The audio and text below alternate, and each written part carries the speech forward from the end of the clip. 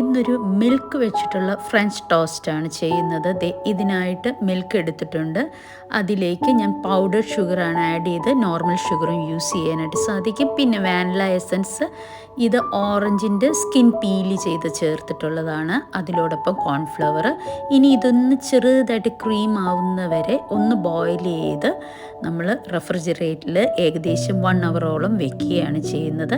ഇനിയും നമ്മുടെ ബ്രെഡ് ഒന്ന് ടോസ്റ്റ് ചെയ്യണം. അതിനായിട്ട് നമ്മൾ ഇച്ചിരി ഷുഗർ കാരമലൈസ് ചെയ്യുന്നു. സോ ബട്ടർ ഷുഗർ ആഡ് ചെയ്ത് കൊടുത്തിട്ട് പാനിൽ ഒന്ന് കാരമലൈസ് ചെയ്തെടുക്കുന്നു. അതോടൊപ്പം തന്നെ ബ്രെഡ് ഒന്ന് മിൽക്കിൽ സോക്ക് ചെയ്യുകയാണ് ചെയ്യുന്നത്.